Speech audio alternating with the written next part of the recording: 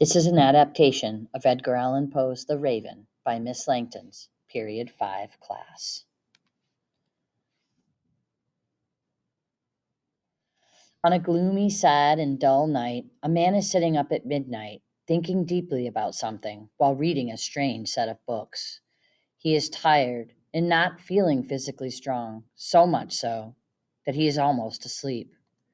At once, he hears a soft knocking at the door of his room. He says out loud to himself that the sound is most likely someone who is visiting him. He starts to think that it is pretty late for a visitor, so to keep himself from becoming scared, he says again, "It is just someone visiting. It can't possibly be anything else." The man clearly remembered that it had been a cold, windy night in December. The ashes of the dying fire were spreading on the floor. The man was wishing for a new day as he reads his book to distract himself from his sadness.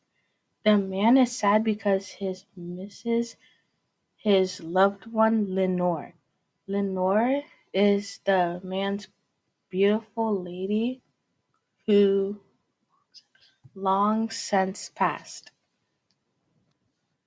And the sad, random movement of every lavender curtain surprised him, satisfied him with a wonderful fear not once seen before, so that now slowed down the thumping of his heart. He remained motionless, repeating, "It is some person entering at my bedroom door, a late person entering my bedroom door.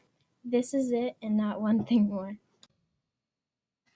After he realized that it was just a visitor at his door, the narrator got braver, and before he spoke, he conquered all of his fears and says, "Hello, who is out there?" Then he starts begging for forgiveness because he thinks he did something wrong, like sleeping. So he says, "But what happened was I was sleeping, and then you came lightly knocking on my door, and I didn't realize you were here. But then I heard you, and I knew you were here." He then opened the door, and when he looked out, he saw nothing but darkness. After he opened the door and all he saw was darkness, he started asking himself if he was dreaming or if this was reality. As he is looking out into the dark, he was wondering if it's a ghost, a monster, or Lenore, his lost love. He says the name Lenore, and all that comes back is an echo. All he wishes is to talk to his love, Lenore, once more.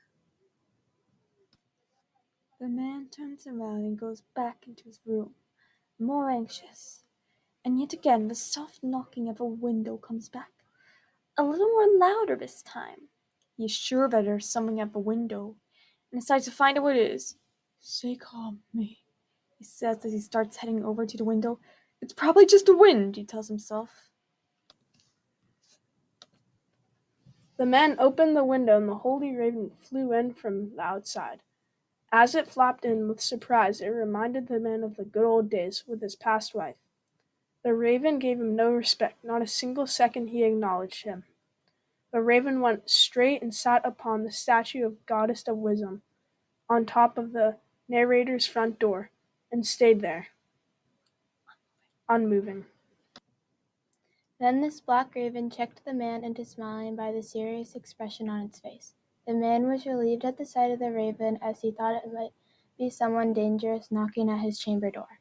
But when he asked the raven what his name was, the raven said nevermore. He was surprised. The man was curious about this awkward raven. The raven says to the man that his name is Nevermore. The man was so surprised and stunned that the raven just spoke so easily as a bird. The man says to himself that everyone, dead or alive, has never seen this situation with a bird on a sculpture that is the Greek goddess of wisdom, above the man's door, with the raven saying his name is Nevermore. The raven, who was still sitting alone on the statue of the Goddess of Wisdom, talked to the sad man who was still grieving for his lost wife, Lenore. All of the man's feelings depended on the next raven's word. If it was bad, he would be really depressed.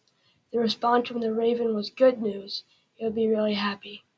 The raven did not say or even whisper a single word. It was an awkward silence for a long period of time. None of them even moved. The man finally said, "All my friends have left me. Tomorrow the raven will leave me too. All my friends are gone." Then the bird said, "Unlike your friends, I will not leave you." Was very scared by the silence broken, by a voice so perfectly spoken. Clearly, he said to himself, perhaps all the raven would say was nevermore, nevermore. He tells himself that the bird may have been caught by some unhappy person who influenced the bird and died of an illness. The bird's responses came faster and faster until it was like a song, and all he could hear was nevermore, nevermore. The man was shocked from the response of the raven, not knowing it could speak. Remarkable, he says, assuming the raven can only say one word, nevermore. He was probably influenced by a miserable owner he most likely had. Issues and commotion followed quickly and faster than before, making everything chaotic and out of hand. The man was regaining memories of his deceased wife as the raven repeats nevermore.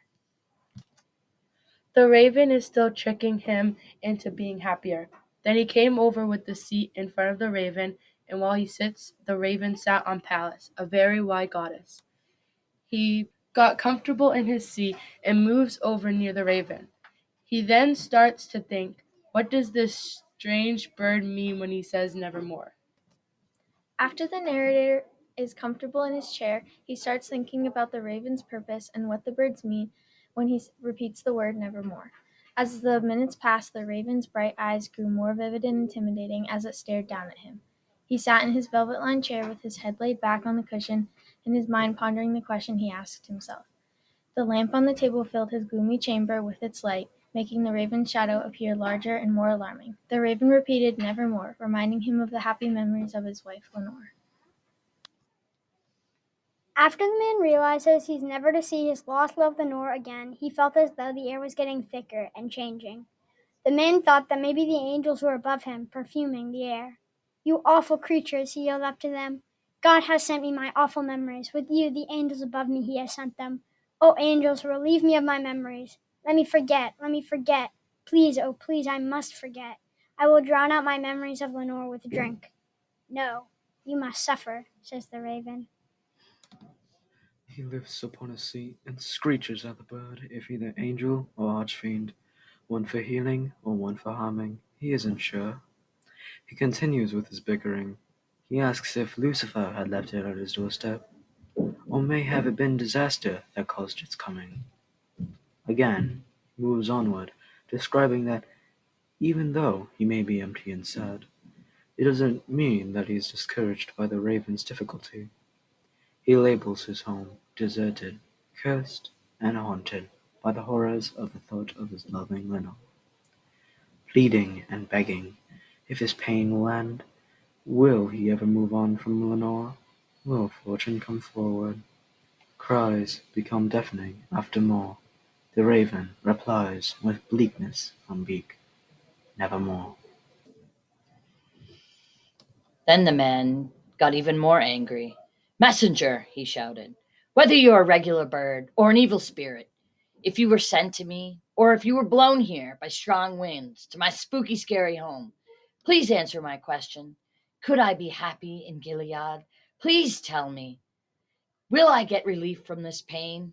The raven then replied, "No," letting the man know he would never be happy again. The speaker gets mad at the bird, saying that the raven is a speaker of God. He yells that the bird is a thing of evil. He yells that it is a prophet, even if the bird is the devil. He exclaims that whether a person trying to tempt him or if a violence tossed this bird out into the wild, and that bird is deserted, but still persistent. The speaker asks the bird if he has a future. He asks, "Will I ever be free from the pain?" The raven tells him, "Never again." The man starts to get mad that he will never see his lost love. He demands the raven to leave and let the man be alone with his books. He screamed at the raven, looking up at him, and he tells the raven to go back into the rainstorm and the hell that the raven came from. He says the raven should leave no black feather as a memory of the things that the raven said about his Lenore. The man wants to be left alone, not wanting to be watched by a demon, and screams at the raven to get off his statue above the door. The man doesn't want the bird to make him feel sad with the raven's answers. The man asks for the raven to get off his door, and the raven says, "No, I'm not going to leave." The raven, still there, still sitting on the pale statue of Athena above the chamber door. The raven's eyes glistening that looks like a demon from a bad dream. The lamplight over the raven casting a shadow over the room, and that shadow has trapped the man's soul within it. The man's soul on the floor from the shadow of his true love Lenore, that will haunt him, that lies not fixed on the floor, that will haunt him forever. The man has been defeated by his feelings after facing them by the raven. The raven won't leave and will leave him in his pain forever.